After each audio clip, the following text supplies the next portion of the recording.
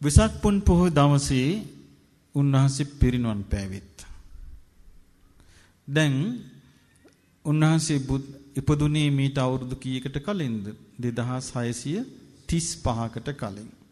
ඒතර වයස 35 දී තමයි උන්වහන්සේ සම්බුද්ධත්වයට පත් වුනේ. ඊට පස්සේ උන්වහන්සේ සම්බුද්ධත්වයට පත් වෙලා අවුරුදු කීයක් වැඩ හිටියද? 45ක්. උන්වහන්සේ අවුරුදු 80 දිනේ පිරිනම් පෑවේ.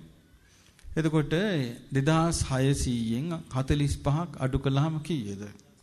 2555යි. දැන් මේ පොයේ දවස පහ වුණු වෙසක් පොයේ 2555යි උන්වහන්සේ පිරිනම් පාලා. එතකොට මෙතික් විවාහාර වෙච්ච වර්ෂය බුදුරජාණන් වහන්සේගේ පරිනිර්වාණ වර්ෂය. උන්වහන්සේ පිරිනිවන් පාන දවසේ උන්වහන්සේ අර කුසිනාරා සල් වනයේ සල්ගස් දෙක අතරේ උතුරට හිසලා සැතපී උන්වහන්සේ කල්පනා කළා මාගේ මේ බුද්ධ ශාසනය අනාගතයේ පවතින්නේ කොහේද කියලා. එතකොට දැක්කා මේ අනාගතයේ මේ බුද්ධ ශාසනයේ පවතින්නේ උන්වහන්සේ බුදු බව ලැබූ උන්වහන්සේ ධර්මයේ පැතිර වූ දේශේ නොවේ. ඊට ගොඩාක් පහළින් තිබෙන පුංචි රටකයි. උන්වහන්සේ දුටුවා කවුද මේ ධර්මයේ පතුරවන પરම්පරාව ගෙනියන්නේ? දැක්ක ආර්ය પરම්පරාවක් බිහි වෙනවා සිංහල නමින්. ආන්ගේ පිරිස තමයි ගෙනියන්නේ.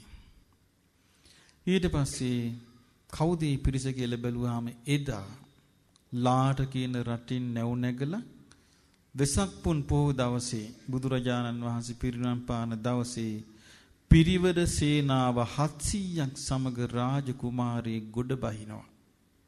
විජේ කුමාරයා බුදුරජාණන් වහන්සේ සක්දෙවිඳුට කතා කරලා කියනවා සක්‍ර දේවේන්ද්‍ර මාගේ ශාසනය ශ්‍රී ලංකා ද්වීපේ නම් වූ ඉන්දියාවට දකුණින් පිහිටි පුංචි දිවයිනක පිහිටනවා. ඒ මාගේ ශාසනය පිහිටනවා ඒ රැක ගන්නවා සිංහල නම් වූ ජාතියක්. ඒ ජාතිය බිහි කරන පිරිස අද නැව් නැගී පිටත් වුණා. ඔවුන් රකින්න කිව්වා. ඊට පස්සේ සක්දිවිඳු ශ්‍රී ලංකා දේශයේ බාරව සිටි සිරි උපුල්වන් දෙවියන්ට කිව්වා ගෞතම ශාසනය ආරක්ෂා කරන සිංහල පරපුර බිහි වෙනවා. ඒ නිසා මේ පිරිස රකින්න කිව්වා. එතකොට ඒ සිරි උපුල්වන් දෙවියන් තාපසයෙකුගේ වෙසින් පැමිණ මේ පිරිසට පිරිත් නූල් ගැට ගැහුවා. ඒ පිරිස ලංකාවට පැමිණියා. එතකොට මේ වෙසක් පොයේ දවසේ මේ සිදුවෙච්ච දේ සහ බුදුරජාණන් වහන්සේ වදාළ කරුණු මිහිඳු මහ රහතන් වහන්සේගෙන් දිවන පෑතිස් රජතුමා දැනගත්තා. වප් මාසේ වප් කියන්නේ දෙසැම්බර් මාසේ වප් මාසේ තමයි සීමා බෝධින් වහන්සේ ලංකාවට වැඩමුවේ. දඹකොළ පටුනට සීමා බෝධින් වහන්සේ රජ්ජුරුවන්ගේ මාලිගාව ඉදිරිපස උද්‍යානයේ රෝපණය කළේ වෙසක් පුන් පොහොය දවසේ. දෙවන පෑතිස් රජතුමා බුද්ධ ශාසනය ශ්‍රීමා බෝධින් වහන්සේට ශ්‍රී ලංකාව පූජා කළේ වෙසක් පුන් පොහොය දවසේ. ඒ වෙසක් පුන් පොහොය දවසේ ශ්‍රී ලංකා ද්වීපය බුදුරජාණන් වහන්සේට පූජා කළා. දුටුගැමුණු මේ දෙවන පෑතිස් රජතුමා ඔටුනු පැළඳීමේ උත්සවය කළේ වෙසක් පුන් පොහොය දවසේ. දුටුගැමුණු රජතුමා ස්වර්ණමාලී මහා චෛත්‍ය හදලා ධාතු නිදාන උත්සවය කළේ වෙසක් පුන් පොහොය දවසේ. එතකොට සිංහල රජදරුවන් පෙර දවසේ පෙනී සිටියේ ගෞතම බුද්ධ ශාසනයේ ආරක්ෂකයන් ලෙසයි. සිංහලයාගේ ජාතික දිනයත් නිදහස් දිනයත් අවුරුද්දත් අභිමානයත් සියල්ල සැමරුණේ වෙසක් පුන් පොයේ දවසටයි. අවුරුදු ගානක් කැවෑමෙන් ගෞතම සාසනයේ නැති වෙලා මාර රාජ්‍ය බිහි වුණා. ගෞතම සාසනයේ ධර්ම රාජ්‍යයයි ඒට ප්‍රතිවිරුද්ධ දෙය මාර රාජ්‍යයයි.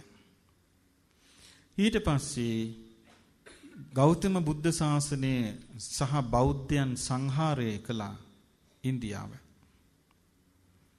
හින්දු බලය ඉස්මතු කළා. ශිව ඇදහිල්ල දරුණු ලෙස කළා. ශිව කාලි අදහලා මේ ලේ ගොටු තබන අමනුෂ්‍යයන්ගේ බලය පිහිටුවලා ගෞතම ශාසනය විනාශ කළා. ඊට පස්සේ රාමායන කියවලා රජවරු උමුතුයෙන් වගේ මේ සංහාරය දිගටම කළා. වරින් වර මේ ලංකාවට මේ ආපදාව ආවා. නමුත් දුටුගැමුණු රජතුමා, මහා විජයබාහු රජතුමා, මහා පරාක්‍රමබාහු රජතුමා ආදී රජවරු බේරගත්තා. 12 වන සීවසේ ඒ කිව්වේ මීට අවුරුදු 900කට විතර කලින් පරාක්‍රමබාහු රජතුමා ලංකාව එක්සේසත් කරලා අවුරුදු 30ක් 35ක් වගේ කාලයක් පාලනය කළා. ලංකාව සියල්ලෙන් සමෘද්ධිමත් කළා. සියලු දෙනාම තෙරුවන් සරණ ගිහින් හිටියා. ගෞතම බුදුරජාණන් වහන්සේගේ ධර්මයේ පැතිරෙව්වා.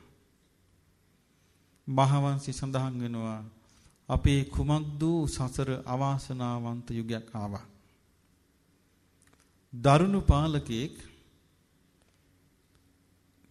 මිත්‍යා දෘෂ්ටික සේනාවක් සමග ගෞතම ශාසනය විනාශ කිරීමේ අපේක්ෂාවෙන්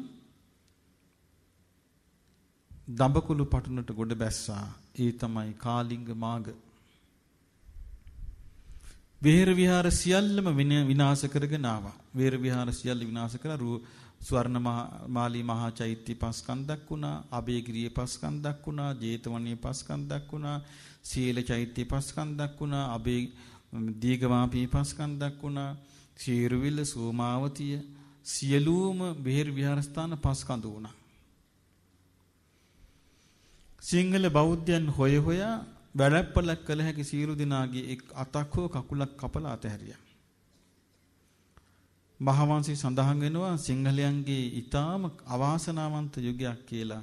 කාලිංග මාගගේ අවුරුදු 20ත් ඊට පස්සේ පැමිණි මාග පරම්පරාවේ අවුරුදු 70 ගණන. මේ කාලය තුල ලක්වැසියන්ව මිසදිටු කළා කියනවා. එදා කාලිංග මාග අපේ අවුරුදු දිනේ නැති කළා. කාලිංග මාග අවුරුදු දිනේ අපේ තිබිච්ච අවුරුදු දිනේ කොමක්ද? වෙසම්පුන් පො දවස නැති කළා. කාලිංග මාග කිව්වා සූර්යා මේෂ රාශියේ මීන රාශියට සංක්‍රමණය වීමේ දෙමළ අවුරුද්ද අප්‍රේල් 14 ඒක රාජ්‍ය බලය යොදලා සිංහලයන්ට කිව්වා මේක තමයි නුඹලාගේ අවුරුද්දක් සමරපන් කියලා. එදා සිට සිංහලෝ ඒක සමරනවා ආචාරු හදාගෙන. කැවුම් බැදගෙන සමරන්නේ ජාතිය විනාශ කළ දිනේ. දන්නේ නේද? දන්නේ. ඒකට බුද්ධ ආගම යන්තම්වත් සම්බන්ධයක් නැහැ.